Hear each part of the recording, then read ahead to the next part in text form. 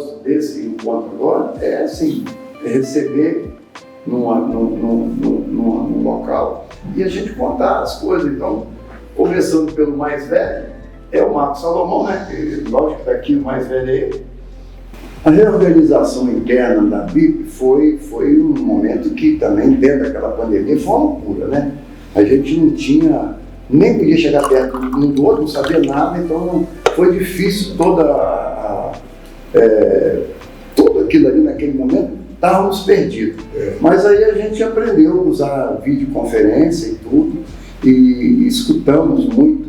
Gente de todo lugar do Brasil participou através das diretorias. Todo mundo falou, todo mundo apresentou propostas e nós fizemos aquilo que os caras escutamos e fizemos. Então, aí, uma das coisas da transparência que o pessoal pedia tanto foi a criação do Compliance, porque não era só para falar da transparência. O Compliance é uma necessidade, porque a Souza Cruz já não pagava mais se você não certificado. É como se fosse um certificado que toda instituição tem. Se você não tiver isso, você já não pega dinheiro das empresas. Então, então nós temos que fazer isso. Estruturação do. Aí eu copiei do Alexandre o G9, que era aquele G9 que a gente fazia. No começo ele chamava a gente para reunião, no final ele chamava mais não, porque ele já estava tão sabido que nem. O marketing está bombando, e depois vocês vão ver lá para frente, campanha de valorização, as campanhas, então, tudo que é desse pessoal do marketing, a gente joga para eles fazerem a campanha pode ser utilizada nos sindicatos, só colocar a logomarca dele e vender para os patrocinadores locais e ganhar o dinheiro.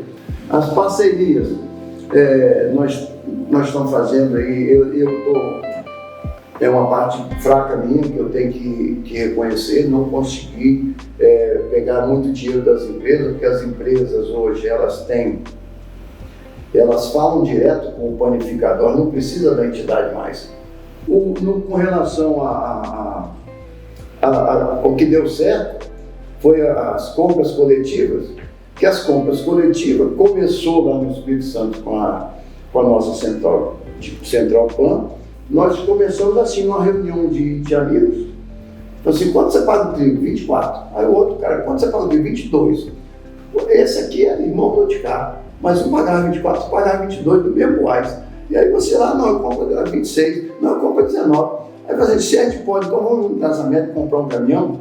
E começou assim a nossa central. Hoje tem lá em Fortaleza da Forte, eles começaram comprando, eu fui lá até na hora que eles falaram, comprava ovo. Eu falei, porra, ovo não vai representar volume nenhum, né? Ovo e queijo coalho. Mas hoje eles ampliaram, estão vendendo muito, está apoiado pela federação, o Ricardo é fantástico para ajudar, né? Ricardo bota a grana da porra para nós, então está ajudando. Ele já ensinou para o Ivanaldo, já está funcionando lá no Rio Grande do Norte também, está bem. E o caçula, que eu até ajudei, é Juiz de Fora. Que Juiz de Fora, você me desculpa, mas está dando de 20% e 200% em cima do sindicato aqui. Lançamento do programa BIP Jovem, estava o Ângelo também lá à frente, mas estava muito fraco. A Rita deu outra, filha Netinho, ela deu outra roupagem para o negócio, ela chamou os meninos, todo mundo gosta dela porque ela é blogueira, aquele negócio todo. Nós temos uma ferramenta que vocês não tinham, é o videoconferência. Então eu faço live, eu faço um plantão jurídico, ninguém tinha isso, eles tinham videoconferência, ninguém sabia o que era. E agora nós estamos usando, então a gente vai ter muito mais contato. Se você olhar no balanço de 24, nós tivemos mais de 110 reuniões durante um ano. Aí vão mais, 33 reuniões formais, 217 encontros online, participação, 2.300 participações. Fizemos uma parceria com as campanhas, né, da Bahia, do Petrópolis e Pernambuco, e Rio Grande do Sul, com campanhas sociais para ajudar as chuvas, o pessoal, foi muito bom que nós fizemos. Era uma parceria boa, fácil. Eu chamava os moinhos, pegava o trigo, chamava os caras que faziam os melhoradores, botava os melhoradores, a gente fazia, eu chamava as padarias para fazer o pão, eles fazem 1.200 pão brioche, com um saco de 50, e aí 600. eles vendiam e 600 doavam. Os conselhos de CNI e Sebrae estão participando de tudo que eu posso. É isso aí, eles que estão fazendo também dentro do marketing. Chega num estado, faz visitas, é isso que eles fazem aqui, fazem visitas, identifica as padarias e coloca tudo aquilo que tem de tendência nas padarias da região para a gente conhecer. Vocês podem ver isso no site lá, das regionais lá. YouTube está lá, todas as visitas regionais. Eu gostaria de iniciar dizendo o seguinte, Paulo, que esse encontro que você fez de uma felicidade muito grande. Você tem insistido nisso já há algum tempo, de fazer esse encontro dos presidentes, e coincidiu agora que todo mundo pôde vir, pôde participar. Eu fiquei muito satisfeito, porque na hora que você senta, porque cada um foi fazendo a sua história, eu comecei a perceber o envolvimento que a gente tem, né? O vínculo que nos une, que é tudo em prol de um objetivo só: a padaria, o negócio padaria. A padaria, ela sempre conseguiu enfrentar essas adversidades, essas concorrências, essas perseguições, problemas de tributário, né, problema de formação de mão de obra. Nós sempre conseguimos enfrentar isso e levar adiante, e desenvolver. Nós tivemos uma organização institucional que começou na nossa administração, e eu tive muita ajuda do Alexandre, junto com a CNI. Nós tivemos uma valorização do status empresarial, do dono de padaria. O Propan ajudou demais nisso, porque o cara agregou conhecimento com o Propan, né? Nós tivemos a evolução de marketing. O Propan foi fantástico. De marketing, de visão de como é que chama isso? Da apresentação de uma padaria. Então tudo isso aconteceu numa velocidade assim, muito grande, apesar de a gente falar assim, eu estou falando de coisa de 30 anos, né? Então eu estou colocando isso aqui para ver assim, a gente não se acomoda, né? O dono de padaria não se acomoda o dia inteiro, o tempo todo ele está mexendo com as coisas. E nós também, na direção da vida, na nossa história toda, o tempo todo ficou muita dinâmica. E com o Propan, antes o cara não fazia nada. Com o Propan ele passou a investir em conhecimento, em administração, uma contabilidade mais apurada. O imposto aumentou demais, nós não tivemos onde fugir porque é eletrônico. Tudo que a gente não gastava, nós passamos a gastar.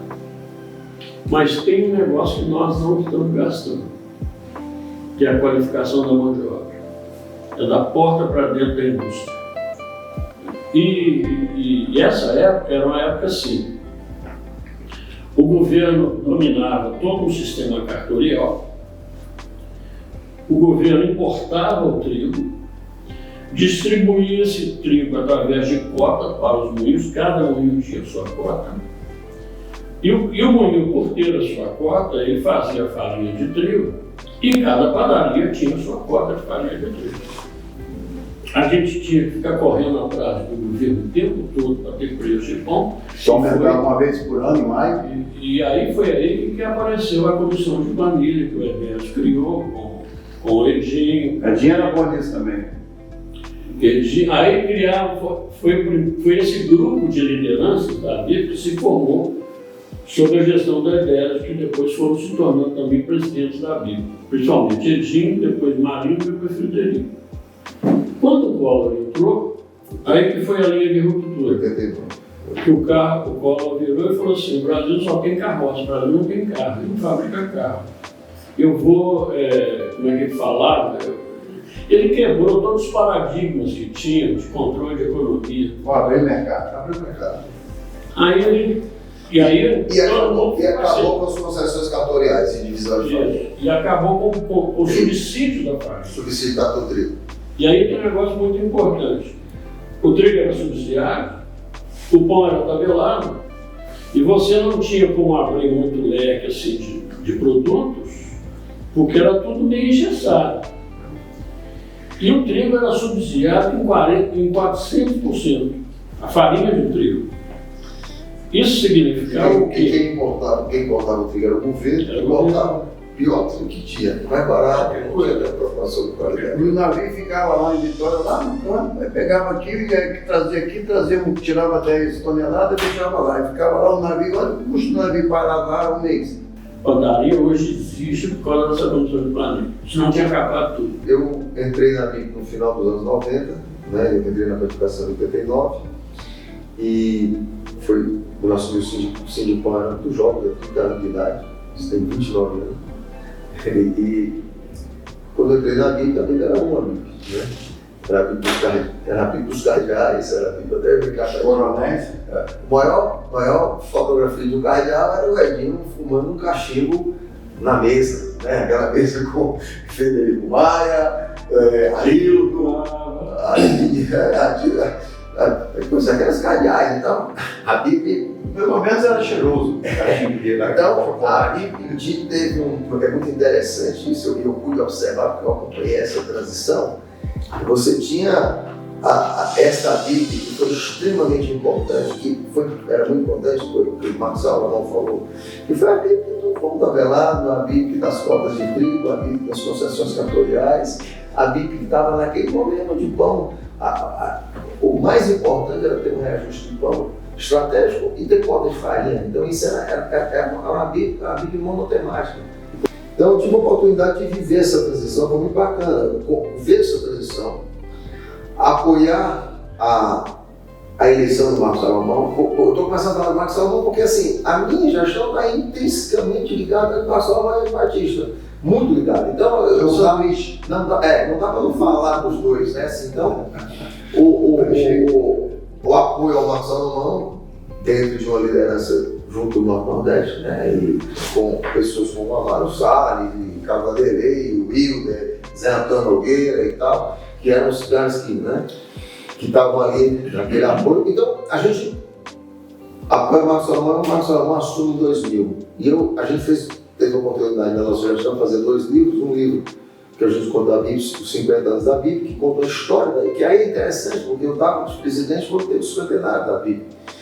Então a gente passou a ter uma dimensão nacional naquele momento, e até então a BIP era do presidente, dentro da parte do presidente do escritório do sindicato dele. Quando ela São Paulo, ela se tornou uma base de São Paulo. Então a BIP se torna nacional a partir da gestão do Marco, ela se torna entidade nacional mesmo.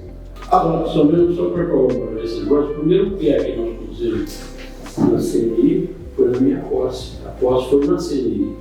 O Salerja que foi o baluarte desse negócio. Ele que promoveu esse negócio. Junto com o Armando Monteiro. Aí quando a BIP toma posse dentro do âmbito da CNI, e foi quando nós assinamos o convênio junto com o Gucci, que era do Sabitrigo, foi ali que nós do Propan. A questão do Propan também quando a BIP começa a se posicionar dentro de um novo conceito de padaria, que isso também que eu acho que é muito importante, além desses 25 anos. Nós inauguramos um novo conceito de panificação no Brasil. A gente iniciou também conceitualmente um novo formato de gestão de padaria. Então isso é muito legal. Com aquilo, nós conseguimos no Neto, o Batista estava comigo, pelo trabalho do Toninho do ABC junto com o Paulo Scarfe. E a CM, foi aquela história com a CM. Foi a conversa com a CM. Ah, tá. Inclusive, tá vendo? Eu não sabia. Quem definiu, a CM do senador, o Paulo Nogueira falou sobre essa brincadeira que eu falei no dia. Eu fui para uma reunião com a CM, o Paulo Scarfe e o Eunice Oliveira, na época, o senador de Oliveira, para conversar com ele, para explicar para ele o que era o Comapeso, para pedir ajuda para ele. E aí, quando eu cheguei lá, conversando, eu falei no filho dele, ele se emocionou e eu entrei com a história do Comapeso. Ele disse, mas é claro que você não agora eu pegou o telefone e ligou para o Ministério. Ligou para o Neto, o presidente do Neto. O que a gente está querendo, recebe os caras que estão querendo, está certíssimo. É bom para o Brasil. Que tinha um movimento muito forte, que chamava Movimento das Donas de Casa, que era liderado Sim, por sim, uma tal sim, de sim, Lúcia Pacífico, Lúcia Pacífico, que total. não concordava com isso de jeito nenhum. Aí num determinado dia, E isso foi antes do INEP.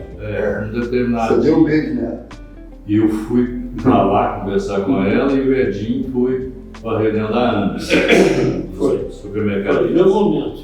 Chegou lá nesse dia, que eu já tinha conversado com ela uma centena de vezes. Nesse dia eu falei assim, eu tenho que arranjar alguma coisa que convença essa mulher. Aí eu levei 2 pacotes de pão, um pesado e outro sem pesar. Aos olhos do consumidor, que a senhora representa, qual dos dois é mais confiável? Esse que a balança pesou ou esse aqui que ninguém pesou? Aí ela foi olhando para mim assim, olhou e falou assim, eu acho que dessa vez você me pegou. Aí a partir daí ela mudou o posicionamento dela e avançou. Eu peguei uma BIP dentro de uma nova dimensão, né? Então, quer dizer, era uma BIP nacional, uma BIP no sede em Brasília. Então, o que foi que eu escolhi? O que é que faltava na BIP naquele momento? Ter força política, primeiro, né? Então, eu acho que eu naturalmente, quando eu política, entendia que a BIP agora precisava ter força política, não era força política nós sermos políticos, era força política nós temos representatividade política. E um dos pontos que a gente fez, que foi um sucesso, que eu acho, Paulo, que vale a pena o resgate, sabe? Eu acho que esse esforço é importante. A gente fazia os cafés da manhã na CNI todo ano, e nós chegamos a colocar lá 200 parlamentares. Na hora a gente conseguiu cumprir com o Globo, e a Globo fez inclusive uma novela onde apareceu. Até hoje fala bem do pão. Até hoje, e fizemos um congresso onde estava lá a Regina Duarte, Thais Araújo, artistas da Globo e tal. A gente ali também deu uma importância no setor de codificação, mostrando que a padaria era um lugar de chave. A gente conseguiu fazer também, foi muito bacana, colocar a padaria dentro dos Jogos Pan-Americanos, com articulação com o Ministério dos Esportes, e também foi um xodó de lá ter a oportunidade de levar todos os diretores para estar lá dentro. Então isso foi muito legal. E por fim, também o que eu acho que foi muito bacana, a gente conseguiu que o panificador, que a BIP passou a ter uma internacionalização e nós conseguimos levar o conceito da padaria brasileira para a América Latina e para o mundo, levando para a China. Nós fomos expor o conceito da padaria brasileira dentro da IVA, da Alemanha, expomos o conceito da padaria brasileira dentro da europeia, da raiz, e na China. Ele levamos para apresentar na China. 2 provocações. Uma que eu acho que você precisa, esse ano ainda, fazer uma articulação política, e você é um cara como isso, conhece a importância dela, então, dar essa nova dimensão e mostrar dá uma lembrada nessa turma que a BIP existe. A gente fazer esse evento aí em Brasília, esse café da manhã, essa coisa, eu acho que vale a pena. Não está sem parlamentarizar, já é um puta de um evento, né, da CNI. Eu acho que vale a pena você focar nisso aí. 2, acho que vale a pena, eu estava conversando ontem com a Angélica lá no final da minha entrevista, falando sobre uma grande campanha que eu acho que poderia ser pensar nisso para o próximo ano, no encerramento de sua gestão. Eu tenho estudado muito sobre a questão de felicidade, né? Felicidade da lucro, felicidade no mundo corporativo, felicidade no dia a dia, felicidade sobre diversos contextos. Eu, quando cheguei na BIP, eu cheguei acho, muito treinado, muito qualificado, porque eu fui diretor financeiro de Salomão durante 8 anos. 6. E 7 anos. E fui 7 anos primeiro vice com o Alexandre. O Alexandre me dava muita tarefa, muito trabalho, nós fizemos acho que uma dobradinha. As questões da BIP, no meu modo de ver, assim, na BIP nós trabalhamos assim, eu procurei trabalhar de 2 formas. Uma forma reativa, que era os problemas do dia, né? E aí vieram NR12, a palavra que eu não gosto nem de falar, mas bromato, não sei o que, cigarro, essa coisa errada toda, quer dizer que eu acho que a ordem do dia é algo que, né, os problemas do dia não tem como você deixar para depois. E tem a questão do futuro. Na questão do futuro, eu sinalizaria aqui umas 2 ou 3 coisas. Uma delas E eu acho que a BIP deveria fazer uma mudança no seu estatuto e ter um vice-presidente em cada um dos estados brasileiros. Os dois grandes problemas que eu vivo hoje na planificação é tributação e mão de obra. Talvez uma mão de obra seja o maior problema de hoje. Quer dizer, o meu conselho da FIENG lá que eu presido, é exatamente o Conselho de Educação e Trabalho, que tem o SES, o SENAI e o IEL debaixo do nosso chapéu. Quando implantou o autosserviço, era com a visão, eu penso que uma da visão era você economizar a mão de obra, certo? E aumentar a venda. E aumentar a venda e economizar a mão de obra, né? Isso, na realidade, a mão de obra não economizou coisa nenhuma, quer dizer, a gente aumentou a mão de obra. Se você trabalhava com 2 balconistas por horário, você trabalha com 5. Então, eu acho que assim, a questão de você trabalhar com uma inteligência muito grande, o mix do negócio como um todo, para imaginar o seguinte, então de 6 até 9 a gente vende pão, de 9 até 3, nós precisamos criar alguma coisa para preencher esse gap, porque aquela mão de obra fica ociosa ali naquele tempo todo, então não tem o que fazer. E aí a gente fez muitas ações no interior, né? Fizemos muita coisa em Juiz de Fora, fizemos no Rio Grande do Sul, a convenção foi em Gramado, em Santa Catarina, em Joinville, que você fez uma, depois nós fizemos outra, né? Enfim, eu não lembro aqui todo. O seu trabalho também na enaltecendo a qualidade do pão, né? Foi, receituário, essa variedade, tudo foi muito no seu a minha preocupação com a questão Empresarial, a questão técnica mesmo da rentabilidade. Tanto é que nós fizemos um projeto aqui por Minas Gerais que até hoje é falado na FIENG e ninguém conseguiu fazer de novo algo parecido, que foi lá o projeto de intercâmbio com a França. Fomos para a França conhecer lá as escolas Companhia do Dever, quer dizer, nós fomos em várias unidades, depois a gente voltou e com isso foi possível mandar uma pessoa daqui para lá, na área de qualificação. O Paulinho também foi. O Paulinho foi na área da construção. Aí nós, numa reunião de diretoria lá da FIENG. Essa foto aqui, interessante, a Jéssica me tirou a mesma foto e postar aí na BIP. É que aqui não tem internet, sabe? Ela botando no story e disse, olha essa foto, Jéssica. Olha, tá todas as fotos aqui. Nós vamos falar na mesa, nós ficamos conversando aqui. Tem tudo a ver aí. Faz a montagem, Jéssica, manda pra gente. Faz a montagem aí, manda pra gente. Amigos, hoje aqui estamos num dia histórico, numa reunião de ex-presidentes, fazendo uma reunião do Conselho Consultivo da BIP, que são os ex-presidentes eméritos, e ele está feliz com a troca de experiência, contando um pouco da história, comendo pão e conversando, falando do passado da BIP, do presente da BIP e projetando o futuro da BIP. Então, essa foi a nossa ideia. Estou feliz e lançando aqui um novo produto que é Memórias da BIP. É um produto que é lançado agora dentro da reunião do Conselho Consultivo da BIP. Vou dar primeiro o nosso guru. O guru. Muito obrigado, meu aluno. Meu guru. Obrigado, querido. Muito obrigado pela sua ajuda. Muito obrigado mesmo. Você continua lá no Conselho do Compliance, dando bronca na gente.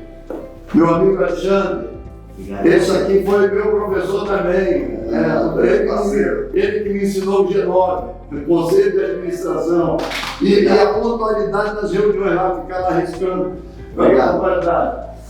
O homem que sabe fazer a política quietinho, tranquilo. Batista é o homem que me ensinou muita coisa, mas o jeitinho mineiro de conseguir o que quer na conversa delicada, educada, falando baixinho. Muito obrigado, muito feliz de estar recebendo a BIP aqui hoje em Belo Horizonte, feliz de estar recebendo os ex-presidentes aqui na nossa terra, Lagoa Santa.